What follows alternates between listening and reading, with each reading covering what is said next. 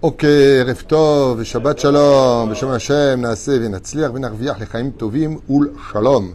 Alors ce soir nous sommes jeudi 10 du mois de août, Be'ezrat Hashem, et le 24 déjà du mois de Av. On avance vers Elul, Elul arrive. Ce soir un shiur, Be'ezrat Hashem, très important à mon avis, qui devrait être partagé par tout le monde, acheté par, dans la liste de ceux qui nous achètent des shiurim en les bénissant du ciel, et d'ici même, Mamash Toda Rabba, pour votre soutien, pour vos cours que vous achetez, même s'ils sont nombreux. Toda Lael, au moins, ça nous aide ici. Shiur acheté par Gaël Maïra, pour l'anniversaire de son mari, qu'elle aime de tout son cœur, Ovadia Ludovic Ben Sarah. Siman Tov ou Mazal Tov, Besha Tov ou Mutzlechet, Bezrat Hashem Kol HaKavod, d'offrir un shiur à votre mari, qu'il soit toujours béni et protégé par Hashem dans la joie, la prospérité, l'amour, la santé et le bonheur. Toujours. Dans le chemin d'un Torah et des mitzvot, je dirais, avec sa permission, et l'humour. On a besoin d'humour dans notre génération, jusqu'à 120 ans. Elle remercie Akadosh Baruch Hu pour tout ce qu'il leur donne et pour aussi toutes les épreuves surmontées qui les ont rendus meilleurs. Mazel Tov, mon mari. Fait méode.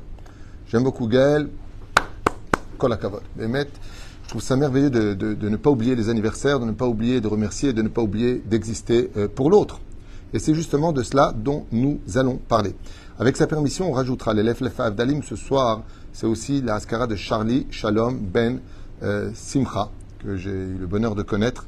Et donc, Bezrat Hashem, qu'il soit aussi Lenu Nishmato, Bezrat Hashem Barach. Et je penserai aussi à quelqu'un de très précieux, tunisien, Daniel Attal, Bezrat Hashem, à qui on souhaite tous les bonheurs du monde, réussite sur tous ses chemins. Bonheur à la clé, Bezrat Hashem, Yeshuot, Venechamot, ainsi que vous tous, sans exception, de penser à gâter vos femmes. Je m'adresse à deux mecs qui ne sont pas mariés sur la droite. J'aime bien. Gâtez vos femmes. Et... Ah ouais, on les gâte. Ça te coûte pas beaucoup en ce moment, on peut dire. Donc voilà, on a deux personnes ici, mais Benjamin, Binyamin, qui cherchent chaussures à leurs pieds, deux beaux gosses, blindés en plus. Ah, plein. On commence à être blindés.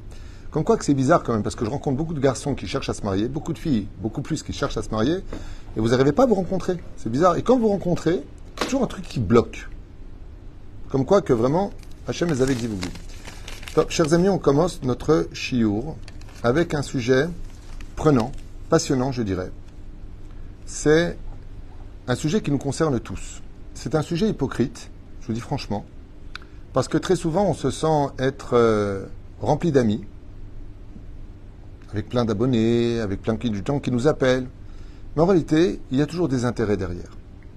La vraie amitié, celle qui est reliée à l'homme par la certitude qu'il s'agit d'une personne sincère, est très, très rare de nos jours.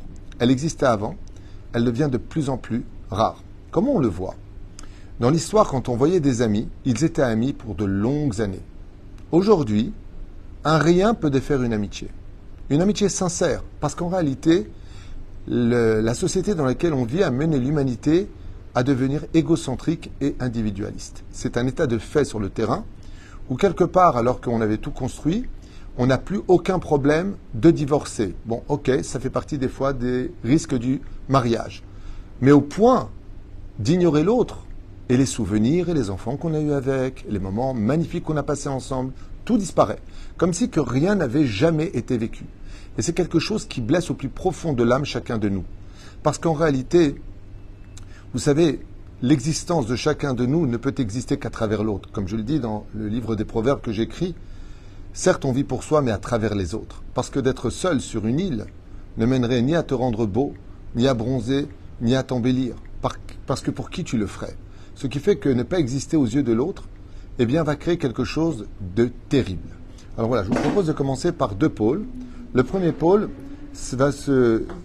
on va dire comme ça, le premier volet va parler des mauvaises fréquentations, qui elles, par contre, vont exiger de chacun de nous de s'isoler d'eux, c'est-à-dire de nous éloigner. Quand on est sur le chemin, malheureusement, de la débauche, quand on est sur le chemin du vol, de l'alcool, des addictions à la drogue, ou toute autre chose qui sont antisociales, dans la réalité de ce monde, et non pas dans l'utopie que chacun veut aujourd'hui rentrer de l'immoralité chez lui, prétextant que ça fait partie de la société aujourd'hui, c'est normal. Eh bien, il faut s'éloigner de ces gens-là. Toutes les mauvaises fréquentations auront pour but de te détruire au fur et à mesure du temps. Donc, oui, mieux vaut vivre seul que mal accompagné, il n'y a pas photo. Oui, il est préférable d'être seul que mal accompagné. Car cette compagnie, c'est du lait sucré empoisonné. C'est bon à boire, mais c'est empoisonné. Et celui qui en mourra, c'est toi. J'ai connu d'ailleurs, il n'y a pas tellement longtemps, une personne qui était très droite. Et à force de chercher du travail, vu l'accumulation des dettes qui étaient sur lui, il a décidé malheureusement d'aller travailler chez des gens qui n'étaient pas tout à fait cachers, pas tout à fait honnêtes. Par manque de peau pour lui, au bout d'un mois, la police judiciaire a fait une descente. Il a été attrapé. Et il a dit, attendez, moi j'ai jamais volé de ma vie, j'ai jamais rien fait, je viens de rentrer dans la boîte. Je viens de découvrir moi-même que Bémet, c'était pas tout à fait droit ce qu'ils étaient en train de faire dans cette société. La police n'en a eu rien à faire. Oil et rachab, oil et shreno. Quand tu fréquentes de mauvaises personnes, tu appartiens dans le panier dans lequel ils sont. Et quand on attrape le panier, on attrape toutes les personnes qui sont à l'intérieur.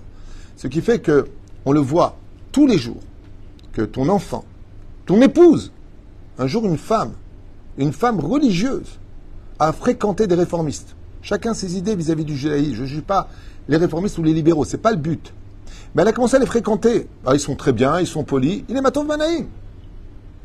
Quelques années plus tard, même pas, il n'y avait plus de kissouille, il n'y avait plus de tsniout, il n'y avait plus rien. Elle a tout jeté. Parce que malheureusement, que tu le veuilles ou pas, l'énergie des gens que tu fréquentes finit par te pénétrer et changer ton attitude. Ce qui fait qu'il est clair pour chacun de nous d'admettre, de comprendre et de réaliser que les mauvaises fréquentations peuvent te faire perdre ce que tu aimes. Ou pire encore, leur monde futur. C'est-à-dire que nous sommes dans une situation aujourd'hui où Béhémet, vous connaissez tous ce proverbe, dis-moi qui tu fréquentes, je te dirai qui tu es. Et ce mot qui tu es est un jeu de mots en français. Dis-moi qui tu fréquentes, je te dirai qui tu es. T-U-E. C'est là. Pérouche à Davar. R, dans le cas échéant, qui tu es. Pérouche à Davar, que les fréquentations que nous avons ne doivent pas une seule seconde nous faire prendre du temps de nous éloigner d'eux. Une batte Israël qui fréquente que des filles qui ont des jupes courtes et qui s'embrassent avec les mecs et qui vont n'importe où, ils font n'importe quoi, c'est une obligation pour elle. Et si elle dit, ouais, mais ils m'ont isolé, j'ai plus de copines. Oui, mais t'as Dieu avec toi. N'aie pas peur de la solitude dans ce genre de cas. Parce que là où elles vont, elles, tu le regretteras avec des larmes de sang plus tard. Ne les suis pas. Garde ta virginité, garde ton judaïsme, garde ton Dieu, garde ton monde futur. Ne te laisse pas influencer. Ces ricaneries, ces rigolades, qui sont là pour couvrir en réalité des moments inexistants dans leur vie, sans jamais laisser de souvenirs positifs, te plongeront dans la négativité de ta personnalité où toi-même tu ne te reconnaîtras pas un jour. Fais très attention à cela. Ne fréquente jamais des personnes au point que Chazal, Raboten ou pas moi, nous disent que dans l'absolu, les seules personnes qu'on aurait vraiment le droit de fréquenter, ce sont ceux qui ont de la crainte du ciel. Comme le dit Avraham Avinu, l'un des plus grands personnages bibliques de toute l'histoire et apprécié de toutes les religions. Quand il est avec Abimelech, à Grar, qu'est-ce qu'il dit? Partons d'ici. Il dit, mais pourquoi? On est tous avec toi, Avraham. Reprends ta femme. On te donnera toutes les richesses que tu veux. Qu'est-ce qu'elle a répondu? Lolo, makara, mamashlo. Il n'y a pas de crainte du ciel ici. Je ne peux pas m'attacher à des gens qui ne craignent pas le ciel, parce que si tu crains pas le ciel, c'est plus de conscience. Le mal que tu fais ou le bien que tu fais sont égaux à tes yeux. Parce que si tu n'as pas Dieu dans ta tête, dans l'absolu, pourquoi faire du bien? Ou pourquoi faire du mal? Dans la vie, si tu n'as pas ce guide spirituel qui réveille ta conscience, alors tu vas nulle part. Oufren, on l'a vu dans beaucoup d'autres exemples, avec Sodome et Gomorre. On l'a vu dans beaucoup d'autres exemples, dans les parachutes de la Torah, où les fréquentations, malheureusement, peuvent emmener même 250 princes de la Torah, parce qu'ils ont fréquenté une seule personne qui s'appelle Korach. Tout le monde est descendu au Gehinam, tout le monde est mort. D'où l'importance de comprendre, pour ce premier volet, que c'est sûr qu'on risque d'être isolé de la société, car si tu n'es pas comme moi, si tu n'es pas dans l'immoralité que je considère être aujourd'hui la société dite moderne, tu seras exclu, comme on le voit dans les écoles. Tu ne te plies pas aux règles de nos lois, tu es hors la loi, et tu dégages. Et qu'est-ce qu'on a dit avec Abraham avec nous? Abraham à Ivry. Pourquoi on l'appelait Abraham à Ivry? Abraham l'hébreu. L'hébreu parce qu'il était d'Israël. À Ivry, mais Ever. Il était de l'autre côté. N'hésite jamais à aller contre-courant si la vérité est dans tes mains. Même si tout le monde est contre toi. Tu sais pourquoi? Parce que eux disparaîtront dans l'histoire, tandis que toi, tu iras pondre tes œufs.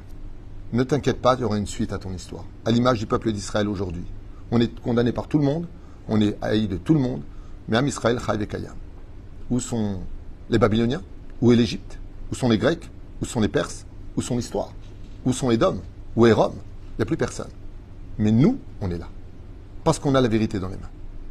Alors même si on nous isole, Am Levadad Ishkon, au Bagonim Lorit Rachav, un peuple qui vit en autarcie, un peuple qui vit seul, parce qu'il refuse de s'assimiler aux nations du monde. N'allez pas selon leurs lois. Et pourquoi vous prenez, vous les Juifs? On vous déteste, on vous brûle, on vous spolie, on vous... Peu importe ce que vous faites de nous. On sait que la vérité est chez nous, alors n'hésite pas.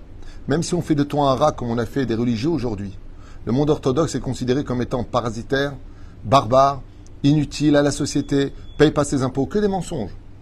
Je paye des impôts, je vous l'affirme. Énormément.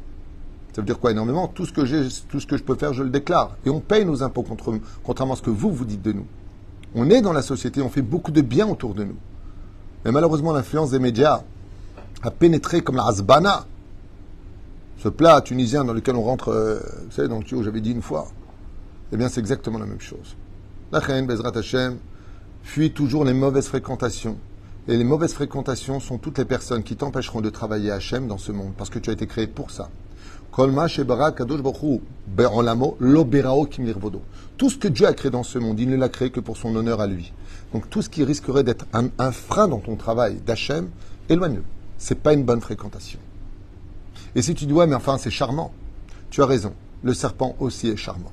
Je ne veux pas avoir des discours de curé, mais n'oubliez pas ce que je vous dis. Le Yetzer Hara sait aussi se déguiser de façon charmante, attirante, voire éblouissante. Seulement la différence qu'il y a, et je finirai avec ça, c'est que quand tu as la Torah, c'est toi qui as la torche dans les mains qui éclaire ton passage.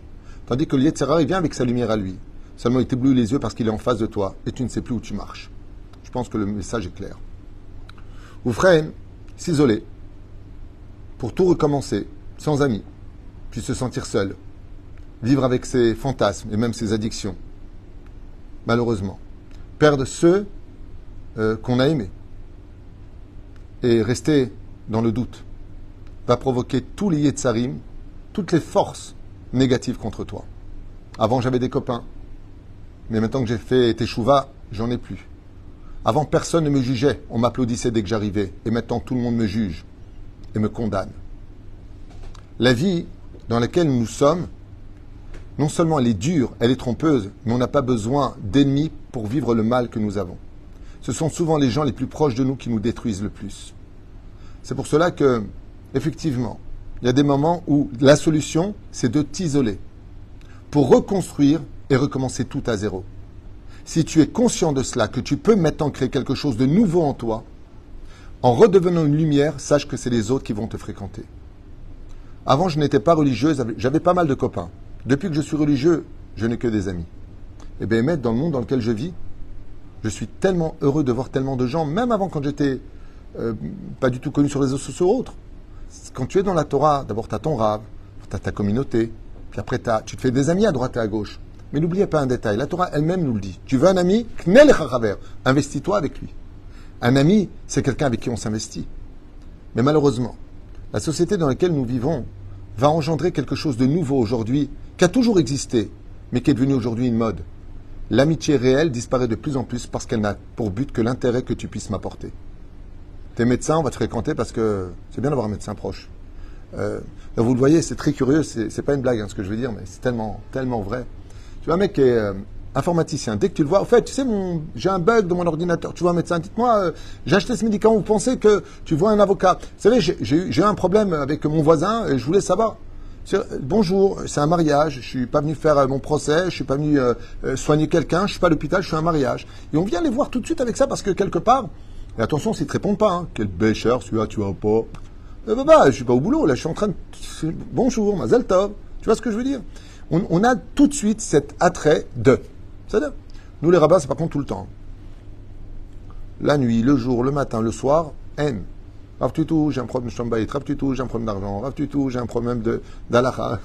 Nous, on n'a pas, comme je dis souvent, les rabbinim, les vrais rabbinim n'ont jamais de retraite. Moi, quand j'entends qu'un Rav est à la retraite, ça me fait rire, parce qu'on doit travailler Dieu jusqu'au dernier souffle. Top. Maintenant, il existe une autre, deuxième facette qui est terrible. Et je vous demanderai vraiment, s'il vous plaît, de partager ce shiur, vraiment. Les personnes âgées qui finissent seules. Pas parce que les autres sont pourris ou sont mauvais, parce qu'ils sont occupés. Ils sont au centre d'une nouvelle famille qui doit perpétuer la transcendance et l'existence de leur progéniture. Et ces personnes qui vivent seules, sans visite, subissent un événement psychologique dramatique qui s'appelle « Malgré que je vis, je suis enterré vivant ». Pourquoi ? Eh bien parce que je respire encore. J'existe encore. Et il n'y a pas de visite. Le téléphone ne sonne pas. Il n'y a plus de nouvelles. Et comme vous le savez, ainsi que je l'ai écrit dans mon livre sur les proverbes, ne plus recevoir de message, c'est déjà un message. Quand tu ne reçois plus le message de quelqu'un, le message est clair. Pas dans tous les cas. Il y a des moments où il n'y a pas de mauvaise intention, on n'a pas eu le temps, on n'a pas pensé, on était occupé, on a eu un problème. Mais c'est loin d'être la majorité. En réalité, c'est qu'on te montre par là quelque chose, un message qui est très douloureux. Quand on ne t'appelle plus, quand on ne vient plus te voir, on te dit clairement qu'on peut tout à fait vivre sans toi et que tu ne sers plus à rien. Et ça, c'est quelque chose que j'ai écrit d'ailleurs, que je voudrais vous lire, pour ceux qui sont intéressés par mes écrits. Mes écrits qui ne sont pas de moi dans l'absolu. Ils ont été écrits par moi, mais ils viennent de mes études. C'est à la Torah que revient tous les honneurs. Et là, j'écris une phrase qui devrait être gravée dans notre cœur. Même ne rien faire, c'est aussi une façon de faire du mal. Je m'explique. Ignorer l'autre. Ne plus voir ses parents. Ne plus les contacter. Leur demander ne serait-ce comment ils vont. Ne plus aider son prochain. Ne plus donner de nouvelles. Certes, c'est vrai qu'on n'a nuit à personne. Je ne t'ai pas fait de mal. Ni avec méchanceté, ni avec action. Mais ce qu'on a oublié, c'est que notre indifférence les a tués. C'est-à-dire que de ne rien faire, c'est aussi faire du mal. Ne rien faire. Vous voyez cette merveilleuse épouse qui offre un anniversaire par le cours de Torah que nous sommes en train de faire. Elle ne fait rien par elle-même si ce n'est que d'avoir demandé une chose pour laquelle elle s'est investie et donné de l'argent pour la Torah. Mais le plus beau message, c'est que son mari sait que sa femme a pensé à elle. Rien que quand on reçoit quelqu'un qui a fait un voyage et qui nous apporte quelque chose qui ne coûte pas cher, c'est pas important. Mais s'il s'arrêtait pour l'acheter, c'est qu'il a pensé à nous. S'il a pensé à nous, ça vaut beaucoup plus que le cadeau reçu. Parce qu'on a besoin de savoir, est-ce que tu penses à moi ? Est-ce que tu m'oublieras ? Vous savez comment s'appelle le départ d'une personne de ce monde ? Lo alenu velo alechem. Vous savez comment on appelle ça ? La askara. Traduisez le mot askara en hébreu. Souviens-toi. Quand quelqu'un meurt, dans le judaïsme, on appelle ça le jour du souvenir. Ça veut dire que la plus grande crainte d'une personne qui quitte ce monde, c'est qu'on l'oublie, à plus forte raison quand il est dans ce monde. Si déjà vivant tu m'oublies, mais alors qui pensera à moi de ma mort ? Qui pensera à me faire évoluer après ma mort ? Mais la reine Ketotsa misé, il faut savoir une chose. Je vous la fais à l'envers l'histoire. Est-ce que Bikur Cholim, de visiter les malades, c'est une mitzvah importante dans la Torah ? Oui, c'est une mitzvah tassée de la Torah. D'aller voir des malades, le Bikur Cholim qu'a reçu Abraham, le Bikur Cholim qu'ont fait nos tzadikim, les uns après les autres, d'aller voir un malade, c'est lui donner vie. Écoutez bien, le Bikur Cholim et la solitude exigent notre visite au même degré. Mais non, quel rapport ? On va voir un malade pour lui remonter le moral, parce qu'il est malade. Ouais. On va voir un malade, peut-être qu'il a besoin de médicaments. On va voir un malade pour prier pour lui. On va voir un malade pour lui arranger sa maison, comme le fit Rabbi Akiva avec son élève qui était alité depuis plusieurs jours. Aux frères Rabotenu, ils nous disent, babouche, petit horaire. La solitude est une forme de maladie qui le rendra malade. Alors d'aller voir une personne qui est seule, encadré par les lois de la Torah, bien sûr. Le mec qui dit, tiens, je vais avoir une gonzesse, elle est seule, la pauvre. On parle pas de ça. On parle vraiment d'aller voir, géré par la halacha, par le Shulchan Aruch, d'aller voir une personne qui est seule, c'est tout simplement le sauver d'une maladie intérieure. La tristesse tue. La tristesse est une maladie de l'âme. La tristesse emmène aux pathologies. Rabbi Yochanan est mort de tristesse. Ce qui fait que d'aller voir quelqu'un, de lui dire « Hey, ça fait longtemps que je n'ai pas vu la synagogue. Comment vas-tu? Qu'est-ce que tu deviens ?» Tu sais, des fois, tu rencontres quelqu'un dans la rue et où tu vas? Chazé Shalom, mon fils est à l'hôpital, je cours le voir. Ah bon? Je prierai pour lui. Puis voilà que le lendemain, tu reçois un WhatsApp, un coup de téléphone pour faire mieux. Salut, ça va? Ah, comment vas-tu? Makara? Ben, je voulais savoir comment va ton fils. Waouh! Quoi, tu te rappelles que hier, je t'ai dit que j'avais un fils qui était malade, Chazvé Shalom, et maintenant tu m'appelles pour prendre de ses nouvelles? Tu viens me donner quelque chose. Tu me donnes envie de me battre. Tu me donnes envie maintenant d'avancer. C'est touchant quand quelqu'un t'appelle pour te demander comment tu vas. C'est touchant de rencontrer une personne qui va simplement te sourire. Parce qu'il t'a vu. Parce qu'on ne sourit pas quand il n'y a personne. Mais quand tu passes à côté des gens, comme j'ai expliqué à maintes et maintes reprises, tous ces SDF qui sont à même le trottoir, et qui sont invisibles aux yeux des gens qui passent par milliers à côté d'eux. Par milliers. Et même quand il dit « Hey, je ne suis pas un fantôme, regarde, je suis là, tu peux me donner un coup de main ?» Je m'en éloigne. Waouh. Ok. Dis-lui simplement, j'essaierai demain de te préparer quelque chose. Je t'ai vu. Juste, je t'ai vu. Ou dis-lui, j'aurais bien voulu t'aider, mais moi-même, je n'ai pas de quoi t'aider aujourd'hui. Un mot pour son existence. Allô, maman?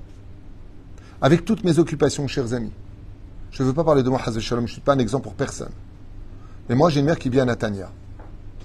Tous les jours, je l'ai pratiquement au téléphone pour lui poser la même question et lui dire la même phrase à la fin. Allô, maman, ça va? Comment était ta journée?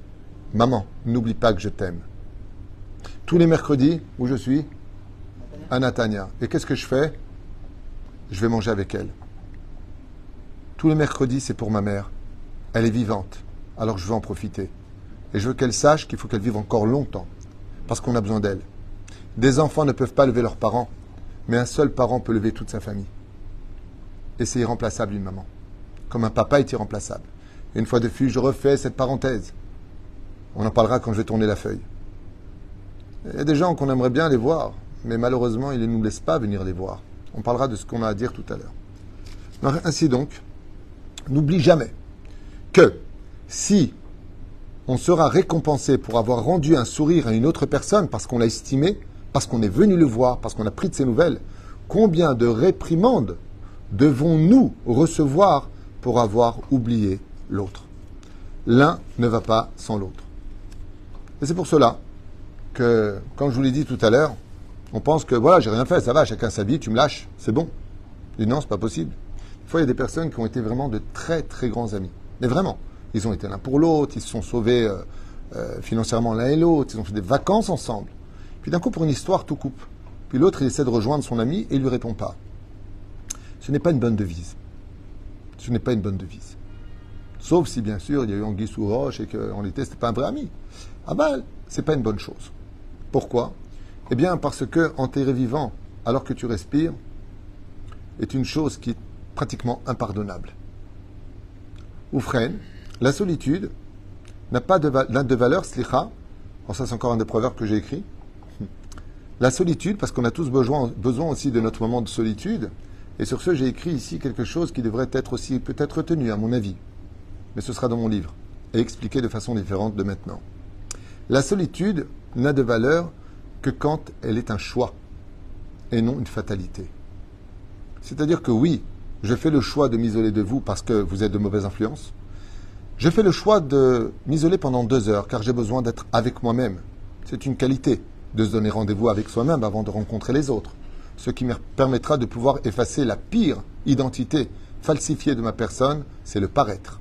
Se donner rendez-vous avec soi-même et découvrir qui nous sommes vraiment est une qualité sans pareille, car ça te permet de présenter ta vraie carte d'identité et ainsi donc permettre à l'autre de t'aider dans ce que tu es vraiment, contrairement au paraître de tes éclatades de rire qui en réalité cachent une ruine qui ne cesse de pleurer à l'intérieur de ton âme. Tout va bien, alors qu'en réalité, tu es complètement foutu. Tu aurais mieux fait d'être ce que tu es et de demander de l'aide pour t'en sortir que de tout baser sur le fait de tout cacher disant mes problèmes, je les gère tout seul. Si tu en es capable, tu as raison. Si tu n'en es pas capable, c'est dommage. On peut des fois se soigner, mais l'opération ne peut se faire que par un chirurgien. Oufren, continue. Ça vous intéresse? Oui. Ouais, super. Ouais. Rester ignoré des autres, jugé et condamné, sans que l'on prenne de nouvelles, ou simplement proposer son aide, nous enterre chaque jour de plus en plus. C'est-à-dire que ça ne nous donne pas l'envie et encore moins la force de vouloir se lever le lendemain. Parce que pour qui est-ce qu'on se lève et pourquoi est-ce qu'on se lève? Regardons dans la Torah ce qu'elle propose. Pourquoi le Lachon Hara a détruit le Beth Amikdash et pourquoi est-ce que le Yetzer Hara est si grave que cela? Quel rapport? Réponse de nos sages. C'est si grave que ça alors qu'on dit des vérités sur l'autre. Le problème, c'est qu'elles sont péjoratives et que tu vas l'isoler. À l'image d'un lépreux. Un lépreux se retrouve isolé. Et c'est pour cela que la garantie de la Torah de celui qui fait du Lachon Hara, c'est d'être frappé par la lèpre. Car il sera maintenant contagieux et donc ignoré des autres, mis dans quarantaine, mis de côté. Comme le dit la Torah. Quand on veut punir une personne, je le rentranche du peuple. Il est isolé. Je le mets à l'extérieur. Et c'est considéré dans la Torah comme étant une très grave souffrance. Alors qu'on ne parle ni de lépreux, ni de mauvaises personnes. Il est certes évident que la Torah nous fait un signe et un clin d'œil assez virulent sur la gravité de parler d'une personne qui se retrouvera isolée à cause de ta sale bouche, qui pourtant a dit des vérités, mais qui n'était pas à dire parce qu'elles étaient destructrices. Oufren, il faut aussi, le troisième volet, et je finirai avec ça, mériter aussi d'être visité. C'est-à-dire que tu ne peux pas avoir vécu toute ta vie comme un égocentrique, une personne toxique, une personne qui se croyait au-dessus des autres, une personne orgueilleuse, une personne qui était tout le temps au centre de toutes les discussions et qui ne laissait pas parler les autres. Baba, ne t'étonne pas de ton isolement. T'es pathétique. T'es pas social. Et tu dis, moi, personne ne m'appelle. Tu es la raison pour laquelle personne ne t'appelle. Quand tu es une personne toxique, toujours à critiquer, à piquer, à engendrer des disputes, il est évident que le vin a tourné au vinaigre et que le vinaigre, on ne l'utilise que rarement pour certaines salades. Hein? Pour faire une vinaigrette. C'est le cas de le dire. Et c'est pour cela que c'est vrai que d'un côté, nous avons la responsabilité de répondre, de demander comment ça va, de sourire, d'appeler, de demander, de prendre des nouvelles. Alors on viendra un jour prendre de tes nouvelles. Mais si d'autre côté, toi-même, tu n'as pas semé, alors ne t'étonne pas qu'un jour, tu ne viendras pas récolter. Oufren, si tu veux qu'on vienne te voir, sois toujours aussi agréable de ton côté. J'ai eu énormément d'enfants, mariés, pendant toutes ces années qui m'ont écrit en me disant « Jusqu'où va le respect des parents ?» J'aimerais bien visiter mes parents, mais ils sont toxiques, tout. Qu'est-ce que je fais? Ils piquent, ils critiquent, ils veulent nous séparer constamment de mon mari. Ils parlent aux enfants contre nous. Ta mère, c'est une ceci, une cela. N'écoute pas ta mère. Arrêtez avec votre cache-route. Dans ce cas-là, on n'a pas à manquer de respect, mais on a le devoir de s'éloigner. Vous savez, une vache broute de l'herbe, mais elle en sort du lait. Mais une vache ne broutera jamais de l'herbe mélangée à des ronces, parce qu'elle sait que ça va lui perforer le palais. Ainsi donc, c'est vrai qu'on a le devoir de visiter, mais de l'autre côté, est-ce que toi, tu sais recevoir? Pose-toi aussi la question. C'est facile de dire plus personne ne vient me voir, c'est quoi ses enfants, c'est quoi ses amis, moi j'ai toujours été là pour eux. Pose-leur la question pourquoi tu ne vas pas les voir. Moi j'ai regardé autour de moi une chose historique. Toutes les personnes qui ont été humbles, gentilles, à soutenir, on ne les a jamais laissés tomber. Ma mère, par exemple, que Dieu la bénisse, du haut de ses 87 ans, elle a que du miel dans la bouche, que des brachot, que de l'encouragement. C'est un plaisir d'aller la voir. Le pire, c'est que je vais pour manger avec elle, la sortir, mais c'est elle qui me sort. J'ai envie de l'inviter à manger, mais c'est elle qui fait à manger. C'est elle qui nous donne. Parce que c'est son plus grand plaisir. Alors de fréquenter des gens qui sont là pour toi. Des gens qui vont te remonter le moral. Regardez tous les tzadikim. Le Rav Steinman, le Rav Kanievski, le Rav Auerbach, le Rav Eliashiv, le Rav Ovadia, le Rav Ben Sion Abba Shaul. Tous les rabbanim, la liste est tellement longue. Baba Saleh, le Rabbi Lubavitch, jusqu'à leur dernier souffle, tout le monde était près d'eux. Vous savez pourquoi? Parce qu'ils n'avaient que des bénédictions dans la bouche. Ils ne jugeaient personne et relevaient tout le monde. Alors c'est vrai que d'un côté, il faut être là, il faut ne jamais oublier que d'isoler une personne, c'est devoir enterrer vivant. Et de l'autre côté, si tu as enterré les autres toute ta vie durant, alors ne t'étonne pas que plus personne n'est venu te voir puisque tu les avais tués avant même qu'ils ne puissent te dire un jour Shalom. Voilà, je finis mon shiur avec cette phrase-là, sur une note de Shalom pour chacun de nous, parce que le mot Shalom veut dire compléter l'autre, les hashlim. Et oui. Bracha, rebacha, ba'atzlacha, les. Si tu peux juste me. Noach bat Rivka. Noach? Ouais. C'est le nom, c'est Noach? Noach ben Rivka. Ben Rivka, Noach ben Rivka. Alors Noach, c'est pas spécialement un bon nom. C'est un nom de 2 lettres et c'est un nom avant Abraham Avinu. Ce serait préférable de changer, de rajouter un nom. Noach, c'est pas spécialement un bon nom. Il faut le savoir. Tous les noms avant Abraham ne sont pas top. En plus, c'est 2 lettres. Il faut une racine de 3 lettres, c'est beaucoup mieux. Comme Shai, Chai, c'est Zelotov. Aval, si c'est son nom, Akol Met Hashem, ce serait mieux de rajouter un nom, qu'ils aient un rave pour cela. Misheberach, Abotola, Yaakov, Berach Hashem Tov, Hatinok Anechmad, Noach ben Rivka, Anna, Elna, Refanalo. Noach Yaakov. Ah, c'est mieux Yaakov. Noach, Yaakov, Tzadik, ben Rivka. Anna el narefanalo, Anna el narefanalo, zchut Torah tagen ba'ado bechol asher lo v'yismech et aviv et imo, Ezrat Hashem v'tegaztesku les gadol trol chpa mesim tovim be'atzacha rabba. Et une fois de plus, j'aimerais aussi bénir cette grande tzadika Gaël Mayara qui a acheté ce shiur pour son merveilleux mari Ovadia, très beau nom, Ludovic Ben Sarah, pour qui Bezrat Hashem ce shiur est pour vous et vous encouragez à tous les uns et les autres eh bien, de recréer l'unité du peuple d'Israël parce que nous sommes le seul peuple de l'histoire à être en réalité qu'une seule famille. Le peuple d'Israël est cosmopolite, certes, de par 2000 ans de galoute, mais en réalité, nous ne sommes qu'une seule famille, tous des frères et des sœurs, avec pour père Abraham, Yitzhak et Yaakov, et pour mère Sarah, Rivka, Rachel, Léa. Shabbat Shalom, Velitrot.